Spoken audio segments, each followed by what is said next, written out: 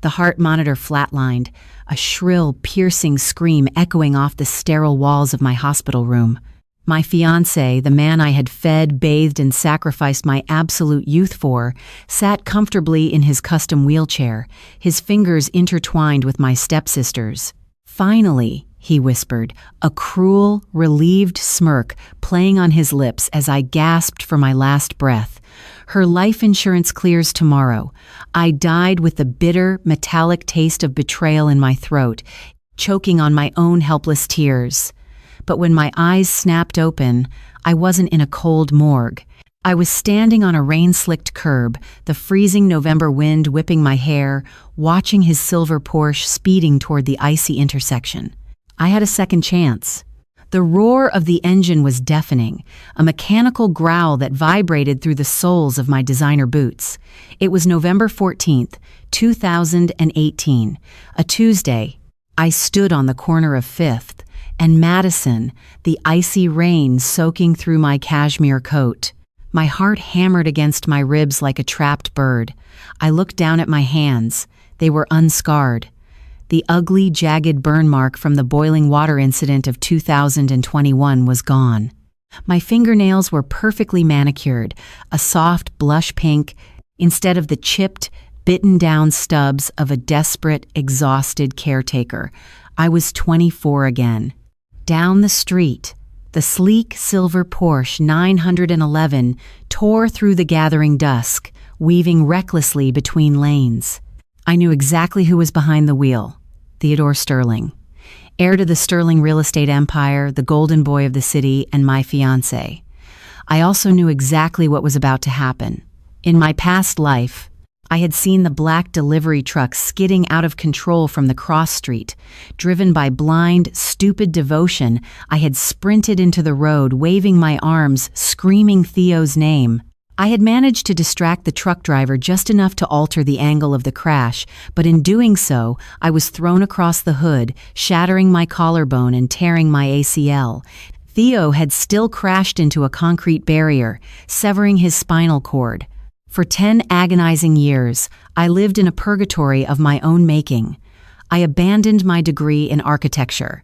I became his nurse, his punching bag, his emotional dumping ground. I endured his bitter rages when he threw hot coffee at me. I swallowed my pride when his mother berated me for not being attentive enough. And when the stress and the physical toll manifested into late-stage stomach cancer, Theo hadn't shed a single tear. He had simply moved my stepsister, Chloe, into the master bedroom while I withered away in the guest room, waiting for my life insurance payout to fund his new experimental stem cell treatments in Switzerland. Screech. The horrific sound of locking brakes snapped me back to the present. The black delivery truck was careening through the red light. The silver Porsche was in its direct path. Every instinct ingrained in me from a lifetime of submission screamed at me to run forward, to shout, to save him. My foot shifted on the wet pavement. But then, I remembered the coldness in his eyes as I lay dying. I remembered the warmth of his hand holding Chloe's. I took a step backward, then another. I retreated into the shadow of the brick awning of a closed bookstore, crossed my arms over my chest, and simply watched. The impact was a thunderous, sickening explosion of metal, glass, and fiberglass. The truck T-boned the Porsche on the driver's side, crushing the luxurious silver door inward like a crushed soda can. The sports car spun wildly, tires smoking against the wet asphalt, before violently slamming backward into a reinforced steel light pole. The street lamp flickered and died, showering the wreckage in a rain of sparks. Silence descended for a split second, followed immediately by the chaotic symphony of screaming pedestrians and blaring car horns. I stood perfectly still. My breathing was slow, measured, and for the first time in 10 years, completely unimpeded by the suffocating weight of anxiety. I didn't rush toward the car. I didn't scream his name. I calmly reached into my designer handbag, pulled out my phone, and dialed 911. Yes, there's been a terrible accident at the corner of 5th. And Madison, I said, my voice steady, devoid of the hysterical panic that had defined my previous existence. A truck and a Porsche. It looks severe. Please send an ambulance. I hung up. I stood there watching the smoke billow from the crumpled hood of the car that had been my prison.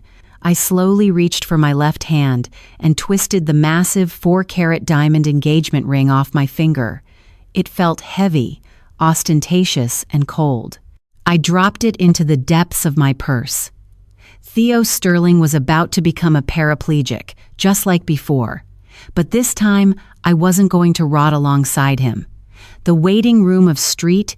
Jude's Memorial Hospital smelled exactly as I remembered, a nauseating mixture of strong bleach, stale vending machine coffee, and sterile despair. I sat in a stiff plastic chair in the corner, holding a paper cup of tepid water.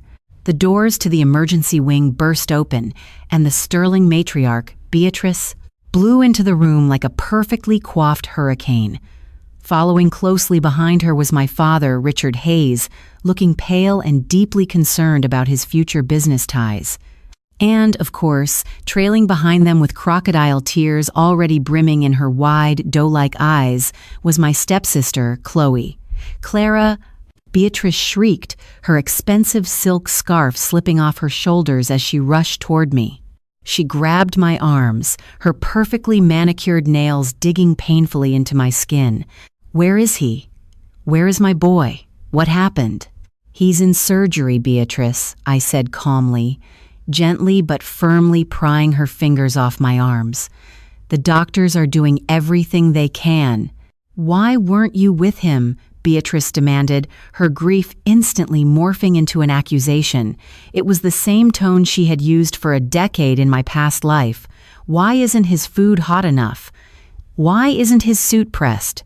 Why is he upset today, Clara? He was on his way to pick you up from the studio. You should have been in that car."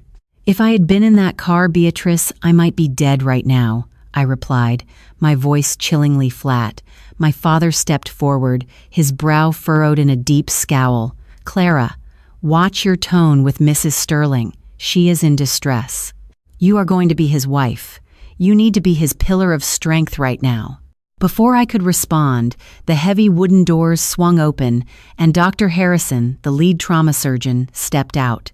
His scrubs were stained, his face drawn. The entire room froze. Beatrice swayed, clutching my father's arm. "Mrs. Sterling, Dr. Harrison began, his voice carrying the practiced, heavy cadence of a man who delivered nightmares for a living. "Theodore is out of surgery. We stopped the internal bleeding, and his vitals are stable. However," he paused, glancing around at our tense faces. "The impact of the crash caused severe trauma to his lumbar spine. The T12 and L1 vertebrae were completely crushed." Beatrice let out a strangled sob. "What does that mean?" "Speak English, doctor." "It means," Dr. Harrison said softly, "that Theodore is paralyzed from the waist down. The damage is irreversible. He will not walk again." Beatrice collapsed. If my father hadn't caught her, she would have hit the linoleum floor.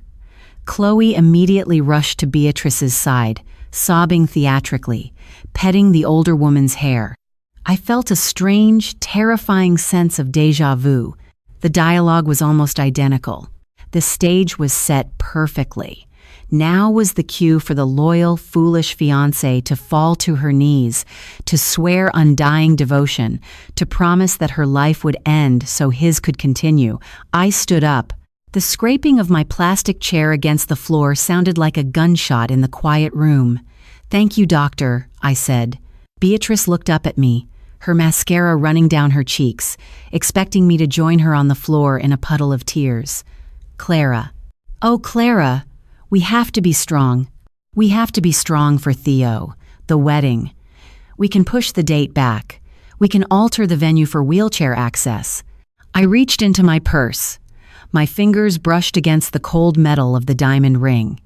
I pulled it out and placed it gently on the small, glass-topped coffee table in the center of the room.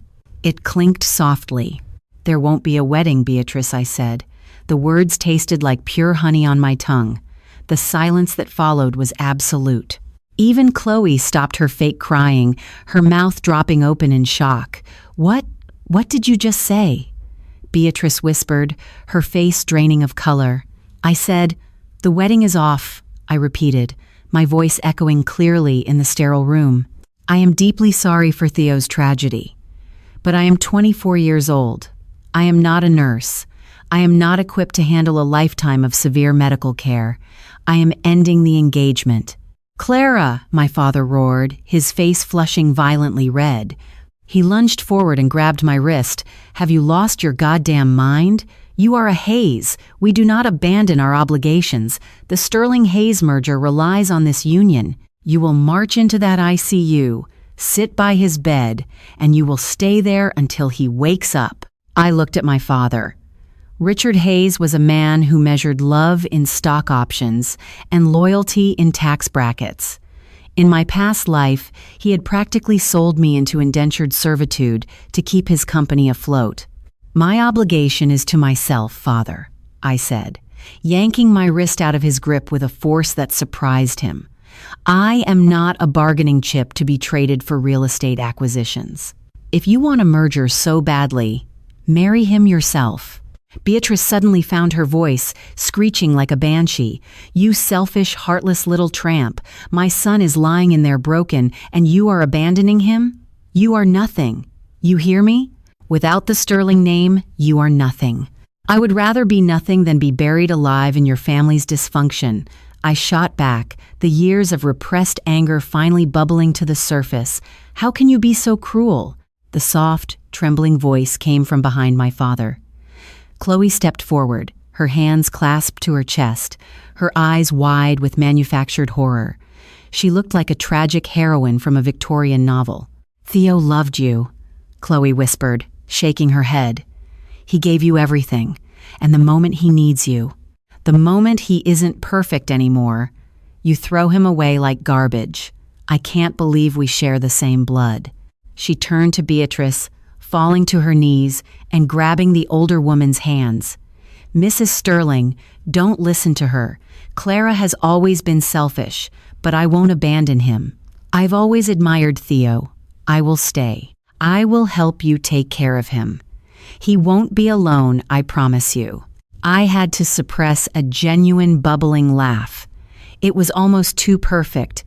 Chloe, who had spent my entire life stealing my toys, my clothes, and my father's affection, was now eagerly volunteering to steal my prison sentence. She saw the sterling fortune, the prestige, the title of the noble savior. She had no idea about the bedpans, the screaming fits, the physical abuse, the endless soul-crushing nights. "How noble of you, Chloe," I said, a genuine smile breaking across my face. "He's all yours." I turned on my heel and walked toward the exit. "If you walk out those doors, Clara, don't you ever come back?" My father bellowed from behind me. "You're cut off. No trust fund, no apartment, nothing. You are dead to me." I didn't stop. I pushed through the heavy double doors into the cool, rain-washed night air. I took a deep breath, filling my lungs with the smell of wet pavement and freedom. I had no money, no home, and no family. And I had never felt so alive. 6 months later, the spring air in the city was crisp and fragrant, a stark contrast to the dreary November night that had rewritten my destiny. Getting cut off by my father had been difficult, but not impossible. In my past life, I had managed the chaotic finances of the Sterling household, balancing multi-million-dollar medical trusts and hiding Theo's rampant gambling debts. Compared to that, starting over with nothing was a breeze. I had immediately sold off every piece of designer jewelry I owned, aside from the engagement ring I left at the hospital, and quietly pawned the designer bags I had kept at my studio. I used the seed money to lease a small apartment and aggressively day trade. Knowing the financial market trends of the next decade was the ultimate cheat code. Within half a year, I had turned $80,000 into a very comfortable 7-figure portfolio. I was currently standing in the grand ballroom of the Street Regis, wearing a sleek, emerald green silk gown that hugged my figure perfectly. I was attending the annual Vanguard Medical Tech Gala, not as a wealthy heiress, but as a platinum-tier anonymous investor. I took a sip of my champagne, watching the room. I was looking for someone specific. In my past life, during the darkest days of Theo's treatment, there was only one person who had ever treated me with genuine humanity. The man who had eventually taken over Theo's neurological care. He hadn't been an heir or a socialite. He was a brilliant, self-made man who saw right through Theo's victim complex and the Sterling family's toxic facade. "You look like a woman plotting a corporate takeover or a very elegant murder." The deep, resonant voice made me turn. My breath caught in my throat for a fraction of a second. Standing next to me was Arthur Pendleton. He was taller than I remembered, his broad shoulders filling out a tailored midnight blue tuxedo. His dark hair was slightly tousled, and his striking, intelligent hazel eyes studied me with an amused glint. In my previous life, he had been exhausted, worn down by the hospital system, before leaving to start his own medical technology firm. Right now, he was at the precipice of his greatness. "Neither, I assure you," I smiled, recovering my composure. "Just calculating the return on investment on the crab puffs. They seem a bit stale for a $1,000 plate." Arthur laughed, a warm, rich sound that made the fine hairs on my arms stand up. "I warned the catering director about that." "Arthur Pendleton," he said, extending a large, warm hand. "Clara Hayes," I replied, letting my hand slide into his. The spark of electricity was instantaneous, completely unlike the cold, possessive grip Theo used to have. Arthur's eyebrows raised slightly. "Hayes? As in Richard Hayes's daughter? The one who notoriously left Theodore Sterling at the altar? Or rather, the ICU? Word travels fast in high society," I said, taking a calm sip of my champagne. "Does that scandalize you, Mr. Pendleton?" He studied my face, his gaze penetrating, as if trying to read a complex medical chart. "Honestly, no. I was the attending neurosurgeon who consulted on Sterling's spinal reconstruction a few months ago." I paused, surprised. "You met him?" "I did," Arthur said, his tone darkening slightly. "And I met his mother, and his highly devoted new fiancée, Miss Adams. I spent 3 weeks dealing with that family before I officially resigned from Street Jude's to focus on my tech firm. Frankly, Miss Hayes, looking at you now, I'd say walking away was the smartest decision you ever made." A rush of validation washed over me so strongly, I almost teared up. For 6 months, society columns had painted me as a monster, the ice queen of Fifth Avenue. To hear someone validate my survival felt intoxicating. "Thank you, Arthur, though my father and society don't quite see it that way." "Society is mostly composed of fools who value optics over sanity," Arthur replied smoothly, leaning slightly closer. "I'm looking for investors for a new neural pathway mapping software. High risk, absurdly high reward. Something tells me you're a woman who knows when to take a calculated leap." "Send me the prospectus tomorrow morning," I challenged, meeting his gaze. "If the math makes sense, I'll fund your Series A." Arthur's eyes lit up with a mixture of respect and intrigue. We spent the next 2 hours talking about medicine, about the future, about everything but the past. I felt a lightness in my chest I hadn't felt in 2 lifetimes. Meanwhile, halfway across the city, the reality of my selfish decision was playing out in agonizing detail for the woman who had replaced me. Chloe Adams scrubbed her red, chapped hands under the scalding water of the ensuite bathroom in the Sterling mansion. She looked at her reflection in the gold-leaf mirror and barely recognized herself. There were dark, bruised bags under her eyes. Her normally flawless blonde hair was tied in a messy, greasy knot. Crash! The sound of shattering porcelain from the master bedroom made her flinch violently. "Chloe, get in here right now, you incompetent idiot." Theo's voice was a ragged, furious roar. Chloe squeezed her eyes shut, suppressing a sob, and hurried out of the bathroom. The bedroom was a disaster. Theo lay propped up in his medical bed, his face twisted in a mask of pure, vicious rage. A tray of food was upended on the Persian rug, a bowl of hot soup staining the priceless silk fibers. "The soup is cold," Theo snarled, his hands gripping the side rails of the bed so hard his knuckles were white. "Are you deaf and stupid? I told you I wanted it piping hot." I'm sorry, Theo. I had to help your mother with the trust fund paperwork, and it sat on the counter," Chloe stammered, grabbing a towel and dropping to her knees to scrub at the burning hot liquid. It scalded her fingers, but she didn't dare stop. "I don't care about my mother's paperwork. I care that I am paralyzed in this bed and my fiancé can't even perform basic human tasks." Theo screamed, grabbing a heavy glass water pitcher from his bedside table and hurling it blindly. It missed Chloe's head by an inch, shattering against the mahogany dresser. Shards of glass rained down on her. She let out a whimper, curling into a ball on the floor. This wasn't how it was supposed to be. When she took Clara's place, Beatrice had promised her the world. She thought she would be attending charity galas as the tragic, beautiful fiancé, wearing diamonds and pushing a handsome, stoic man in a wheelchair. Instead, she learned that Beatrice tightly controlled every penny of the sterling fortune. Chloe wasn't given a black card, she was given an apron.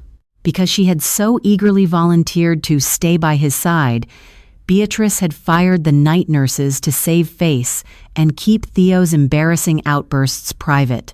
Chloe was trapped. She couldn't leave. She had given up her own apartment and publicly branded herself as a saint.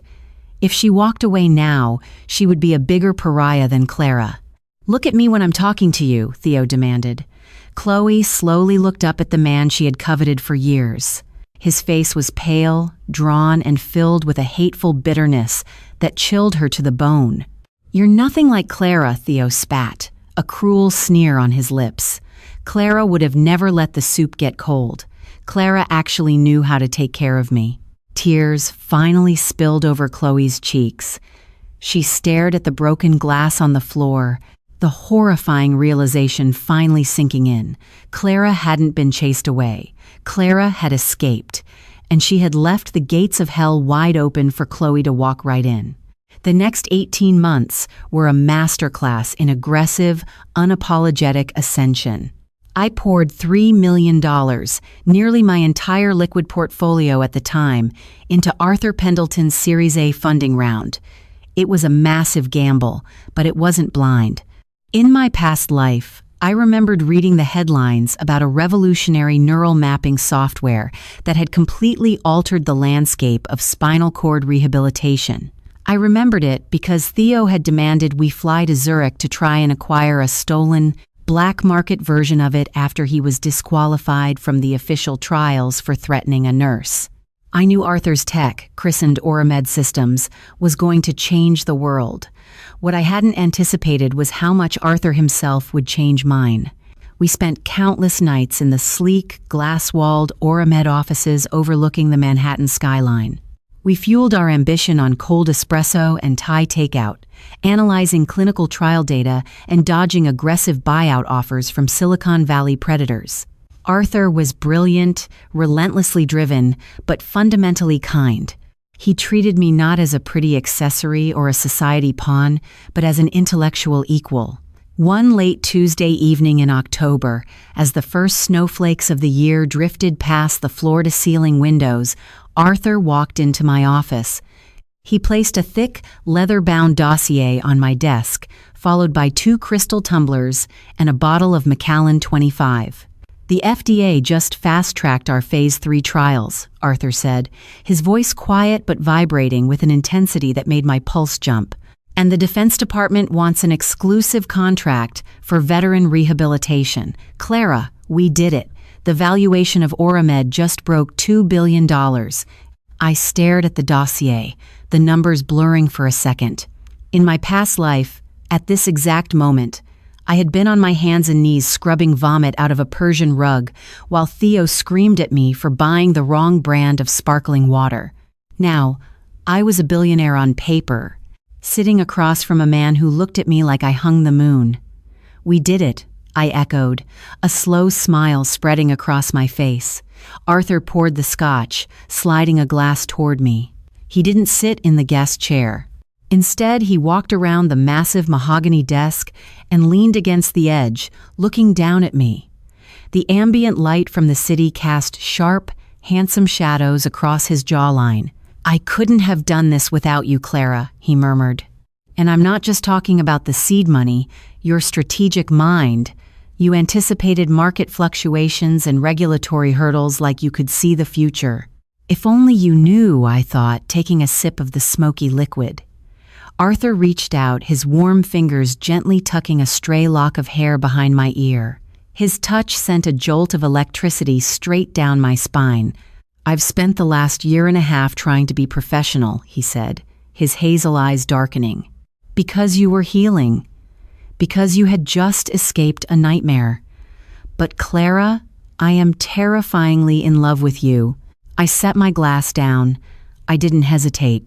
I stood up, closing the few inches between us, and kissed him. It wasn't the desperate, demanding, soul-sucking kind of kiss I had endured with Theo. It was a promise. It was an anchor. It was the taste of a future I had literally died to earn. While I was soaring into the stratosphere, the Sterling family was currently discovering the true depth of the abyss. In my previous life, the secret that had ultimately given me stomach cancer from pure stress was Theo's hidden financial life. Theodore Sterling wasn't just a spoiled rich boy. He was a degenerate, high-stakes gambler with a penchant for underground sports betting and offshore roulette. When I had managed his life, I had used my own trust fund to quietly plug the gaping million-dollar holes he blew in his accounts, terrified of Beatrice's wrath and my father's judgment. Chloe knew nothing of this. Chloe couldn't balance a checkbook, let alone launder money to pay off the Russian syndicate holding Theo's markers. On a rainy Thursday afternoon, the illusion of the Sterling dynasty shattered completely. Chloe was in the mansion's vast, cold kitchen, aggressively scrubbing a burnt saucepan, her hands cracked and bleeding. The night nurses had all quit weeks ago because Theo kept throwing bedpans at them, and Beatrice refused to pay their hazard wages. Chloe was running on 3 hours of sleep, her blonde hair brittle and falling out from the sheer anxiety of her daily existence. The heavy oak front doors of the mansion were suddenly kicked open, the sound echoing like a bomb blast through the foyer. Chloe dropped the pan, racing to the hallway. Standing on the imported Italian marble were 3 men in tailored, dark suits. They didn't look like society friends. They looked like professional violence. At the center was Silas Montgomery, a notorious underground debt collector with a reputation that made Wall Street sharks look like guppies. Beatrice, wearing a silk robe and holding a Pomeranian, marched to the top of the grand staircase. "Who are you? How dare you break into my home? I'm calling the police." Silas simply smiled, pulling a thick stack of folded papers from his breast pocket. "Call them, Mrs. Sterling. In fact, call the FBI while you're at it. I'm sure they'd love to see the wire fraud your son committed last month trying to cover his margins." "What are you talking about?" Beatrice demanded, her face draining of color. "Your son, Theodore, owes my employers $14 million, Silas stated calmly, his cold eyes sweeping over the lavish artwork on the walls. He thought because he was in a wheelchair, the debts would miraculously disappear. Unfortunately, our ledgers aren't sympathetic to spinal trauma. The grace period is over." "$14 million?" Chloe whispered, her knees giving out. She collapsed onto the bottom step. "That's impossible. The Sterling Trust." "The Sterling Trust is practically empty, sweetheart." Silas laughed cruelly, looking down at Chloe's haggard appearance. "Theo's been draining it for years. The real estate portfolio is heavily mortgaged. You people are cash poor and drowning. So, here's the deal. We are placing liens on this property, the Hamptons house, and the Porsche collection. If we don't see $7 million by Friday, we start breaking the legs he can actually still feel." Silas dropped the legal notices onto the silver foyer tray, turned and walked out, leaving the front doors wide open to the freezing rain. A blood-curdling scream of pure, unadulterated fury echoed from the master bedroom upstairs. Theo had heard everything. Chloe sat on the stairs, staring at the rain pooling on the marble floor. She had stolen Clara's life, expecting diamonds and galas. Instead, she had inherited a bankrupt, abusive invalid and a $14 million death threat. The Winter Solstice Gala at the Metropolitan Museum of Art was the undisputed crown jewel of the city's social calendar. Tickets were $50,000 a plate, and attendance was strictly curated. I arrived on Arthur's arm, wearing a custom-made, backless crimson gown that pooled like liquid fire around my stilettos. Diamonds, given to me by Arthur, not out of obligation but out of pure adoration, glittered at my throat and ears. As we walked up the grand steps, a flurry of camera flashes illuminated the night. We were the tech world's new royalty, the brilliant surgeon-turned-CEO and the genius venture capitalist who had made it happen. The Temple of Dendur was transformed into a glittering wonderland of ice sculptures and white orchids. We mingled with senators, foreign dignitaries, and tech moguls. I felt utterly invincible. Then, the temperature in the room seemed to drop 10 degrees. The crowd near the entrance parted, murmurs rippling through the wealthy elite like a disturbed pond. It was the Sterlings, or rather, the ghosts of them. Beatrice pushed Theo's wheelchair. She was wearing a dress that I recognized from 3 seasons ago, a massive faux pas in this circle. Her face was tight, pulled taut by stress and perhaps a botched discount facelift. But it was Theo and Chloe who made my breath hitch, just for a second. Theo sat slumped in his custom chair. He had lost at least 30 pounds. His once handsome face was hollowed out, his skin a sickly, pallid gray, his eyes manic and rimmed with dark, bruised exhaustion. And walking a few paces behind them, carrying a bulky medical bag like a pack mule, was Chloe. She looked entirely broken. Her posture was defeated, her eyes glued to the floor. The vibrant, manipulative girl who had fake cried in the hospital waiting room was gone, replaced by a hollow shell of a servant. I knew why they were here. Beatrice was desperately trying to keep up appearances, praying to corner an old family friend into a massive, unsecured loan to pay off Silas Montgomery before the Friday deadline. "Don't look now," Arthur whispered, his hand resting warmly on the bare skin of my lower back. "But your past just rolled in, and they look like they're headed straight for the guillotine."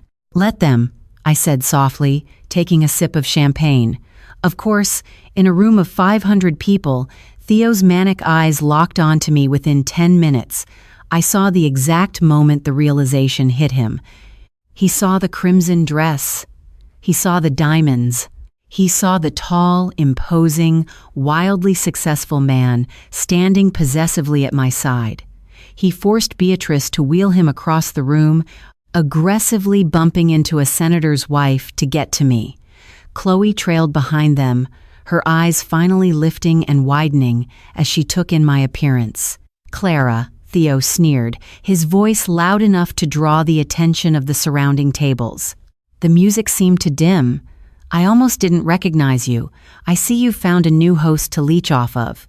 Arthur stiffened, his jaw locking, but I placed a gentle, restraining hand on his chest. I stepped forward, looking down at Theo with absolutely zero emotion. "Hello, Theo," I said, my voice perfectly modulated, calm, and terrifyingly polite. "Mrs. Sterling, Chloe, I'm surprised you could afford the ticket price tonight.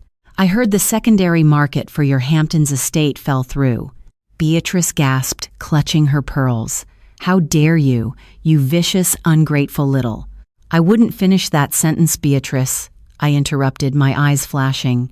"Unless you want me to loudly discuss the $14 million Theo owes to Silas Montgomery, I hear Silas isn't a fan of public gossip." Theo's face turned violently red, a vein pulsing dangerously in his forehead. "You think you're so smart?" he spat, his hands shaking on the wheels of his chair. "You abandoned me. I loved you, and you left me to die. You're a sociopath." He looked around the room, playing to the silent, watching crowd. "Look at her. This woman is a monster. She left her paralyzed fiancé in the hospital because she couldn't handle a little hardship." The crowd murmured. A few disapproving glances were shot my way. This was Theo's ultimate weapon, playing the tragically abandoned victim. Arthur stepped forward. He didn't raise his voice, but the absolute cold authority in his tone silenced the entire room.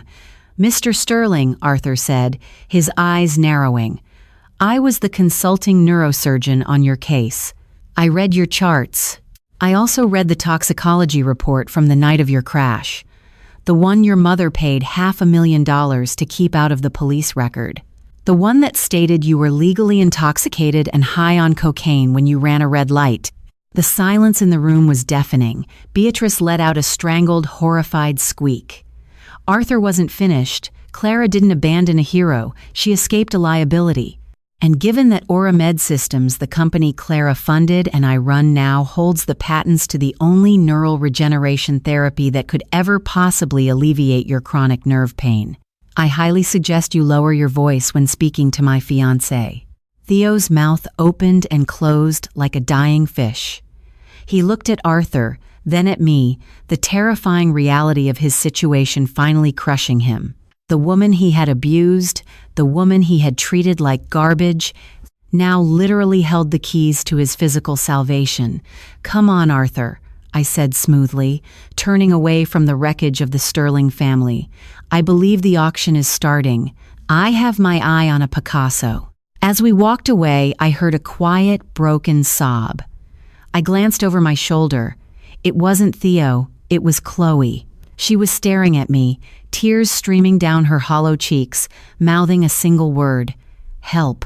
I turned my head forward and kept walking. The fallout from the winter solstice gala was swift and absolute.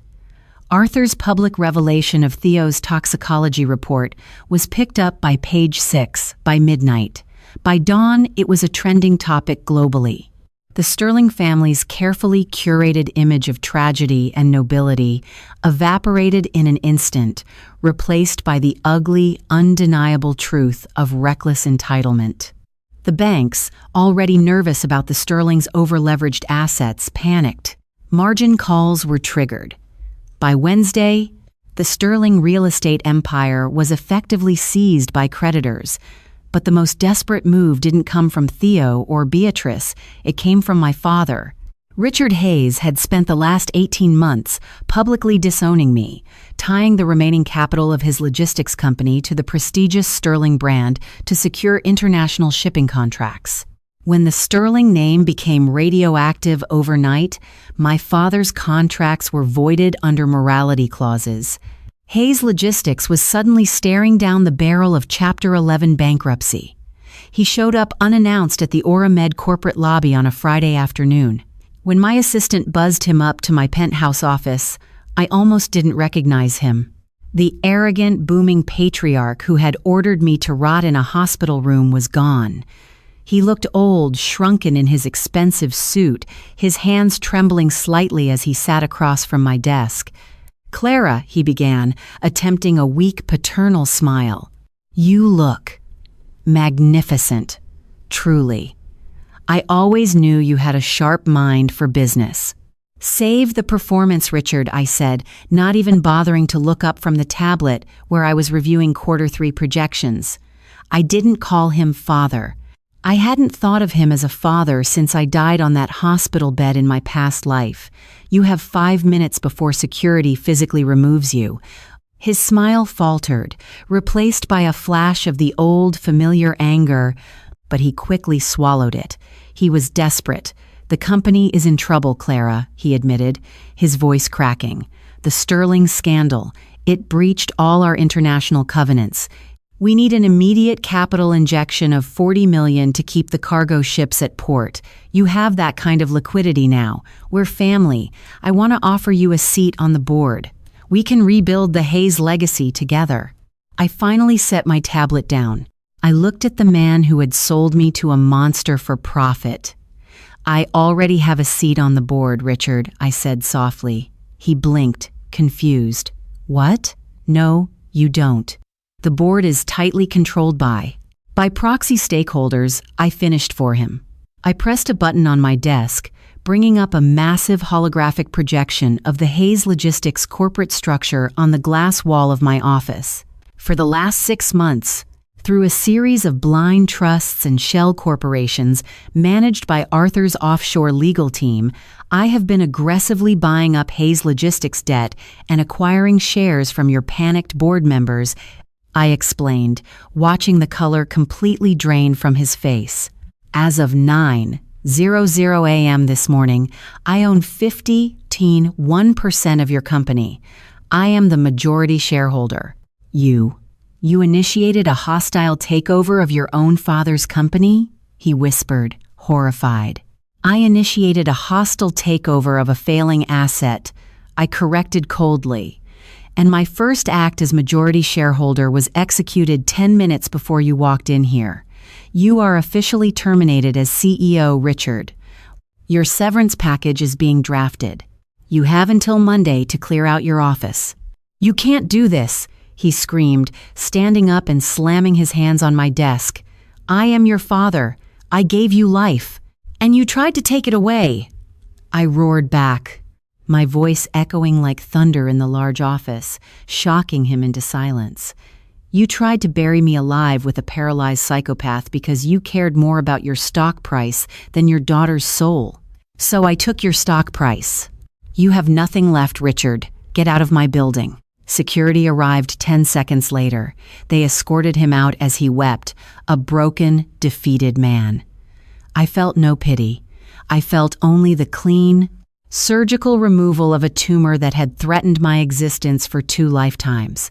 That evening, the final piece of the tragedy fell into place. I was at my private penthouse overlooking Central Park when the building concierge called Miss Hayes, I'm so sorry to disturb you. There is a woman down here. She looks quite unwell. She's begging to see you. She says her name is Chloe Adams. I paused, looking at the city lights glittering in the darkness. Send her up. When the private elevator doors opened into my foyer, I almost recoiled. Chloe looked like a ghost. She was soaking wet from the rain, wearing a cheap trench coat over a stained sweatshirt.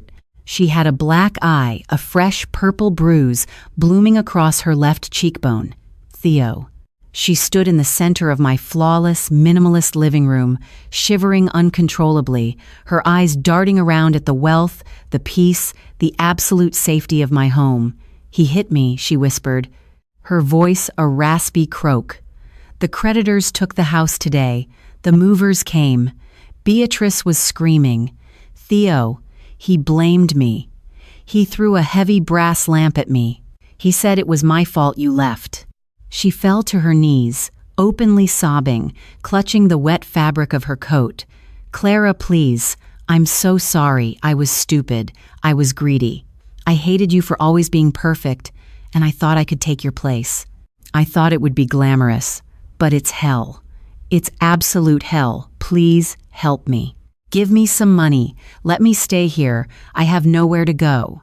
I walked over to the minibar, poured a glass of still water, and walked back to her. I didn't hand it to her.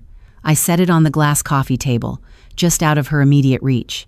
When Theo crashed that car, I said, my voice eerily calm, I was standing on the corner. I watched it happen. Do you want to know what I did, Chloe? She looked up at me, her tear-streaked face trembling. I didn't scream. I didn't run to him. I watched him bleed, and I walked away. I told her, the absolute truth hanging in the quiet room. I walked away because I knew exactly what kind of monster he was. And when we were in that hospital, I gave you a choice. I left the ring on the table. You picked it up. You put the collar around your own neck because you wanted my crown. I didn't know, she wailed. Ignorance is not an excuse for malice, I replied smoothly. You wanted my life, Chloe. You got exactly what you asked for. The full Theodore Sterling experience. I pulled my phone from my pocket and dialed a number. Yes, concierge? My guest is leaving. Please send security up to escort Miss Adams out and ensure she is permanently banned from the premises. Chloe's eyes widened in sheer panic. Clara, no, please. He'll kill me. They have no money. Silas Montgomery's men are looking for him. Then I suggest you start running very fast, I said, turning my back on her and walking toward the vast windows overlooking the city. I listened to her screams, her begging, her apologies, until the security guards gently but firmly dragged her into the elevator. The doors closed, cutting off her cries, leaving me in absolute, unbroken silence. I took a deep breath, the phantom weight of a decade of servitude completely gone. I was 26 years old. I was a billionaire. I owned my father's legacy, and the people who had murdered me in another life were drowning in the exact ocean they had tried to hold my head under. My phone buzzed on the kitchen island. It was Arthur. Reservations at Per Se in 20 minutes. Wear the green dress. I love you. I smiled. A genuine, radiant smile that reached my eyes. I typed back a quick reply, walked into my sprawling walk-in closet, and began to get ready for the rest of my beautiful, unburdened life. The human ego is a terrifyingly resilient thing. Even when stripped of its wealth, its power, and its physical mobility, a toxic ego will drag itself through the mud just to spit at the sun. 2 weeks after Chloe was escorted out of my building, the Sterling family launched their final, desperate offensive. They couldn't touch me financially anymore, so they went for the only currency they had left: public sympathy. I was sitting in my office at Hayes Logistics, my office now, completely stripped of my father's oppressive cigar smoke and dark leather when Arthur walked in. He didn't have his usual easy smile. He held an iPad in his hand, his jaw clenched so tightly I could see a muscle jumping near his temple. "Have you seen this?" he asked, placing the tablet on my desk. It was a live stream of the Morning Chronicle, a notoriously predatory daytime talk show that specialized in high society scandals. Sitting in the center of the brightly lit studio was Beatrice Sterling, wearing a modest, dark, off-the-rack dress designed to make her look like a grieving widow. Next to her, in his wheelchair, was Theo. He looked incredibly frail, but his eyes burned with a manic, rehearsed sorrow. "She took everything from us," Theo was saying to the host, his voice trembling perfectly. "I loved Clara. I was going to marry her. And the moment I lost the use of my legs, the moment I wasn't the perfect, wealthy golden boy anymore, she didn't just leave me. She actively plotted to destroy my family. She used insider knowledge to sabotage our creditors. She stole her own father's company. She is a ruthless, heartless sociopath." Beatrice dabbed her dry eyes with a tissue. "We are living in a tiny rented apartment in Queens. My son requires round-the-clock care, and we can barely afford his medications. Clara Hayes is a monster who feeds on the misery of others." I watched the screen, my expression completely neutral. In my past life, this kind of public shaming would have broken me. I would have issued a tearful apology, begged for forgiveness, and probably signed over my trust fund just to make the bad press stop. Now, I just felt a profound sense of boredom. Arthur reached over and paused the video. "My PR team is already drafting a cease and desist," he said, his voice dangerously low. "Defamation, slander, libel. I'll bury them in so much litigation they won't even be able to afford the subway fare back to Queens." I looked up at Arthur, smiling softly at his protective fury. "No," I said simply. "Cancel the cease and desist." Arthur frowned, confused. "Clara, you can't let them control the narrative. The public loves a fallen martyr. By noon, there will be protesters outside this building, demanding you give your father his company back." "Let them protest," I replied, turning my monitor toward him. "A cease and desist just makes it look like we have something to hide. It feeds the conspiracy. You don't fight a fire by throwing a blanket over it, you fight it by starving it of oxygen. Or, in this case, by blowing the entire forest up. I tapped a few keys on my keyboard. While they were busy rehearsing their lines for morning television, my private investigators were finishing their dive into the sterling offshore accounts. The ones Beatrice thought she successfully scrubbed when the bankruptcy was filed. I pulled up a meticulously organized 70-page dossier. Theo didn't just lose $14 million to an underground bookie, I explained, scrolling through the highlighted bank transfers. He was funneling money from the Sterling real estate tenant escrow accounts to pay his early gambling debts. He was stealing from his own renters, working-class families, small businesses. Over $8 million over 3 years, and Beatrice co-signed the transfers to cover it up. That isn't just bad business, Arthur. That's a federal crime. Arthur stared at the screen, the anger in his eyes slowly morphing into awe. You have the wire receipts. I have the wire receipts, the IP addresses, and the forged signatures I confirmed. I don't need a PR team. I need the United States Attorney for the Southern District of New York. By 3:00 p.m. that afternoon, the narrative didn't just shift, it violently inverted. I didn't release a statement. I simply handed the dossier over to the federal authorities and anonymously forwarded a copy to the investigative desk at the New York Times. The resulting explosion was spectacular. The evening news didn't feature Theo weeping about his lost love. It featured FBI agents raiding the Morning Chronicle studio parking lot, swarming the modified van Beatrice had used to transport Theo. The footage was captured by paparazzi helicopters. Beatrice, screaming in terror, was handcuffed and shoved into the back of a black SUV. Theo, screaming obscenities and demanding his lawyers, was wheeled into a specialized transport vehicle. The illusion of the tragic, betrayed victims vanished into thin air, replaced by the ugly reality of white-collar criminals who had defrauded hundreds of innocent people to fund a life of degenerate luxury. I stood by the window of my office, watching the city lights flicker to life.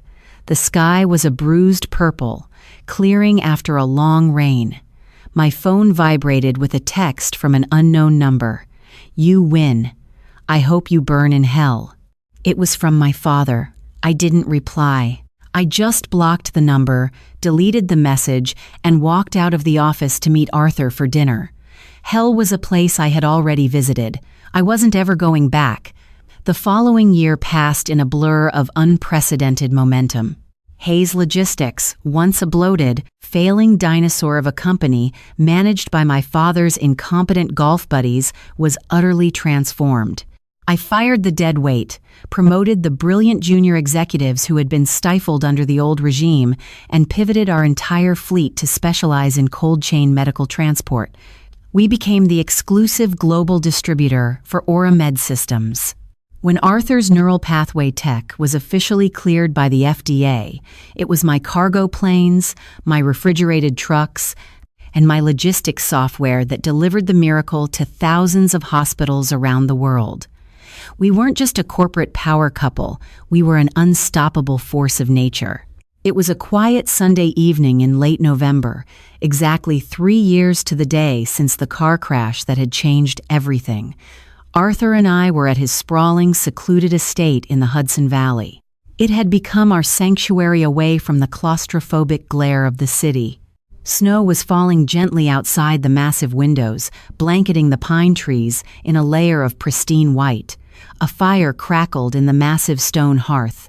I was sitting on the plush rug, wearing one of Arthur's oversized cashmere sweaters, reviewing a supply chain manifest on my tablet. Arthur was sitting on the sofa behind me, his fingers gently threading through my hair. It was a simple, quiet intimacy that I cherished more than any billion-dollar valuation. "You're working on a Sunday?" Arthur murmured, his deep voice vibrating against the silence of the room. "Just approving the European routing," I said, leaning back against his legs. "If we optimize the hub in Frankfurt, we can cut delivery times for the spinal implants by 12 hours. Arthur gently took the tablet from my hands and set it on the coffee table. He slid off the sofa, joining me on the rug. He took both of my hands in his hazel eyes locking onto mine with an intensity that made the breath catch in my throat.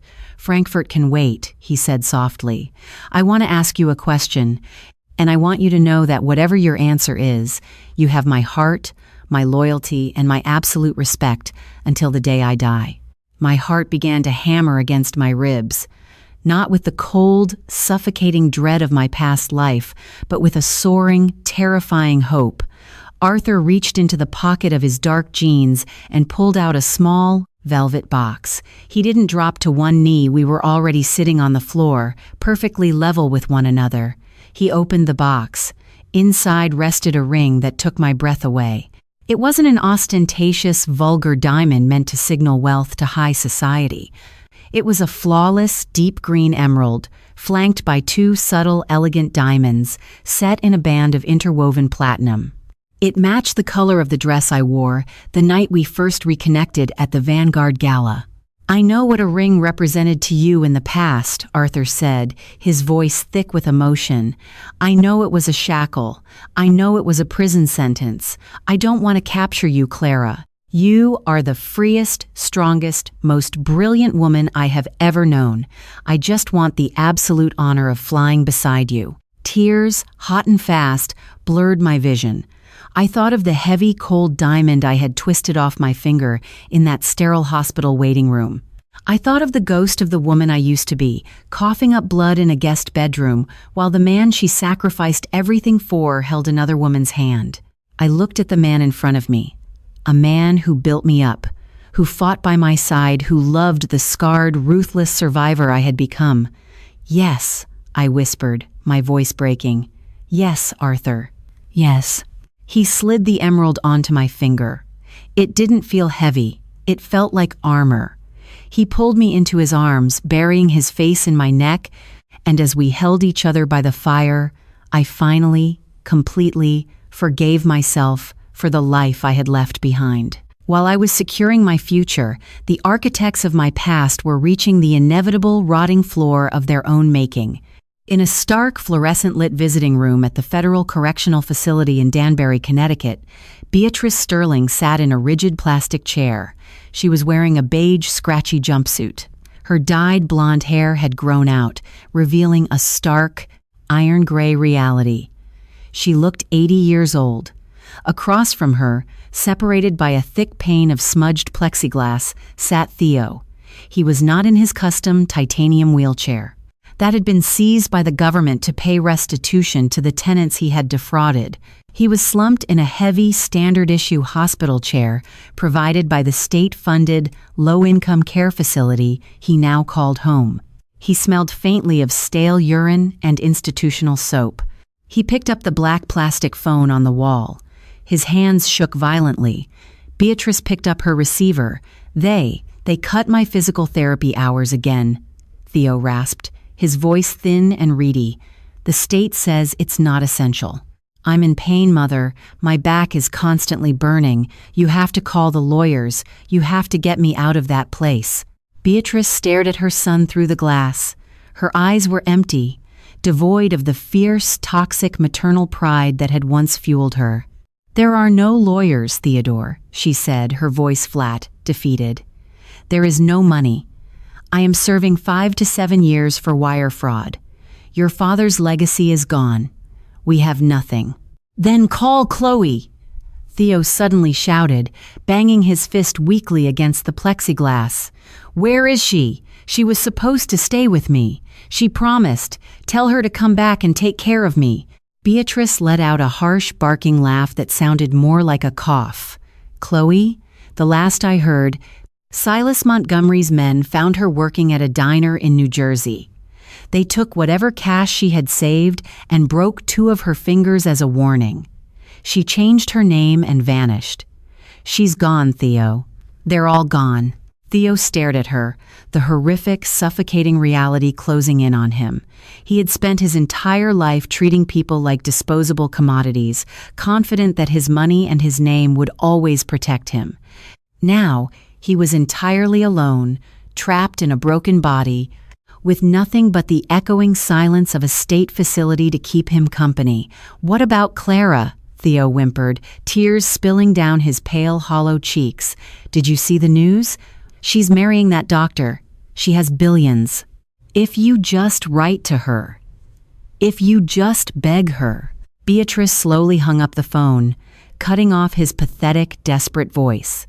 She stood up, turned her back on the glass, and walked back to her cell. Theo slammed his hands against the glass, screaming silently on the other side, completely powerless to stop the world from moving on without him. The air over Lake Como was incredibly still, carrying the sweet, intoxicating scent of jasmine and aged stone. We didn't get married in a suffocating Manhattan cathedral surrounded by hundreds of fake socialites and scheming corporate vultures. We rented a historic, secluded villa on the edge of the Italian water, inviting only 50 people, our closest friends, the executives who had fought in the trenches with us, and the brilliant medical minds of Aura Med. My father was not there. Richard Hayes was currently living in a rented 2-bedroom condo in Boca Raton, Florida, living off a modest pension I legally couldn't strip from him, spending his days bitterly complaining to anyone who would listen about his ungrateful daughter. I hadn't spoken to him in a year and a half. I felt absolutely no void in his absence. I stood in the master suite of the villa, looking at myself in the floor-to-ceiling gilded mirror. I wore a gown of heavy, pearlescent silk that flowed like liquid silver, completely unadorned by lace or tulle. It was elegant, architectural, and fiercely modern. My hair was swept up, and the only jewelry I wore was my emerald engagement ring and a pair of simple diamond drops Arthur had given me that morning. I looked at the woman in the mirror.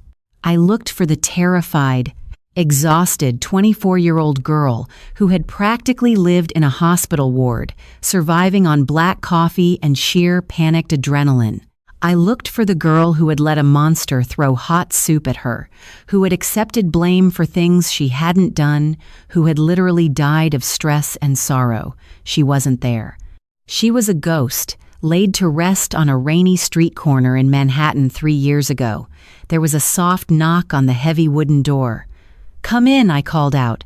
The door opened, and Dr. Harrison stepped in.